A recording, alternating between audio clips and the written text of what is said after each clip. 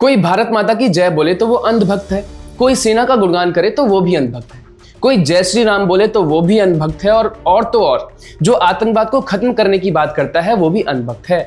Congress party ने माहौल ऐसा बना दिया है कि अब जो भी देश की बात करेगा उसको गाली दी जाएगी, जो भी संवैधानिक संस्थाओं के पक्ष में बोलेगा उसे संघी बता दिया जाएगा। ऐसा हम इसलिए कह रहे हैं क्योंकि 200 से ज्यादा पूर्व नौकरशाहों ने राहुल गांधी को लेकर के एक खुला पत्र लिखा है।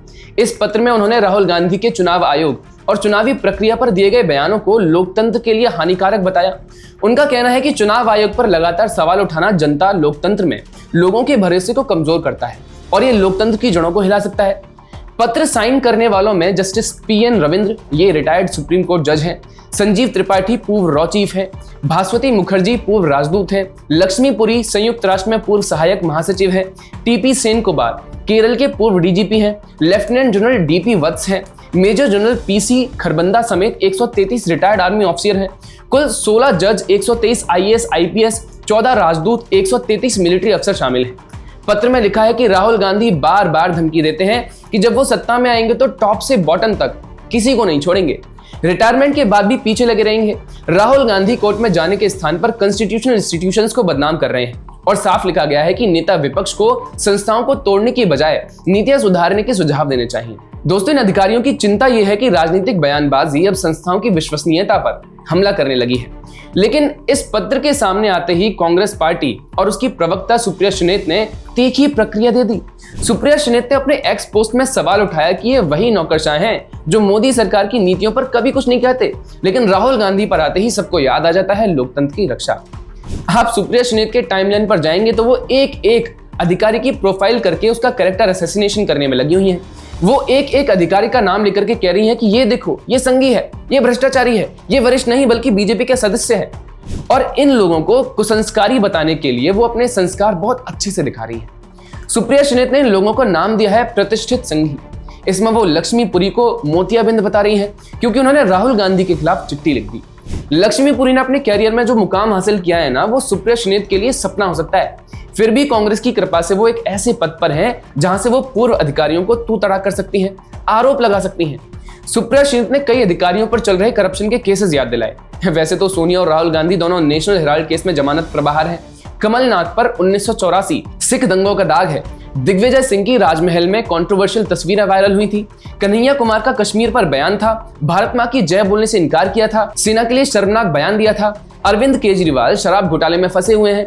चिदंबरम साहब पर INX media plus ASL Maxis का केस दर्ज है।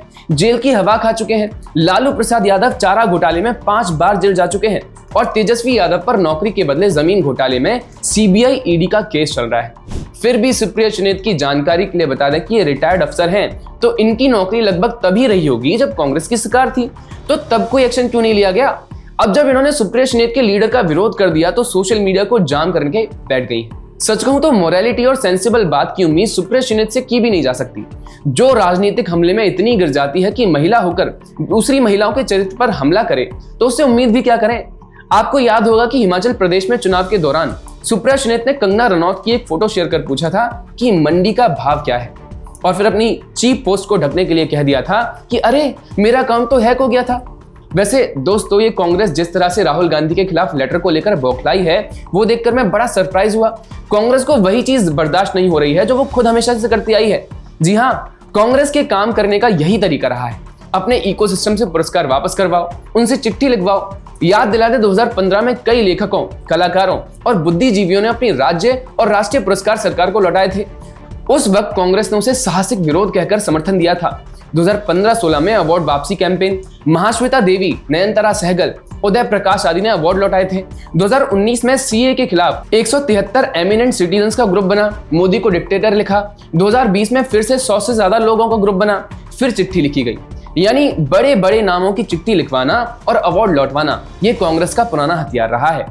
आज जब ये हथियार उनके खिलाफ चल गया तो कुपच हो गया उनके लिए। आज जब नौकरशाहों ने राहुल गांधी के खिलाफ आवाज उठाई, कांग्रेस का पलटवार और सुप्रिया सुनेत की तिलमिलाहट ये संकेत देती है कि बात अब विचारधारा से आगे राजनीतिक वैचारिक टकराव की चल गई है। राजनीतिक विश्लेषकों का मानना है कि ये टकराव 2024 के चुनावी परिणामों के बाद कांग्रेस की रणनीति का हिस्सा है। पार्टी इंस्टीट्यूशनल रेजिस्टेंस को राजनीतिक साजिश की तरह दिखाना चाहती है। वहीं नौकरशाहों का कहना है कि उन्होंने अपने विवेक से पत्र लिखा है, किसी राजनीतिक ताकत के दबाव में नहीं। तो सवाल यही है कि क्या कांग्रेस कॉन्स्टिट्यूशनल इंस्टीट्यूशंस पर हमला करने की फ्री पास चाहती है? दूसरा सवाल यह है कि क्या आप देश के पूर्व नौकरशाहों को, सिविल सोसाइटी को या फिर आम लोगों को अगर कांग्रेस की और उसके शहजादे की कोई नीति पसंद नहीं आती है तो क्या वो उसका विरोध नहीं कर सकते? फ्रीडम ऑफ स्पीच क्या सिर्फ 10 जनपद पर हाजिरी लगाने वालों के लिए यही है? इसको लेकर के आप अपने विचार हमें कमेंट बॉक्स में जरूर बताएंगे। वीडियो पसंद आए तो लाइक, शेयर और सब्सक्राइब करिएगा। नमस्कार।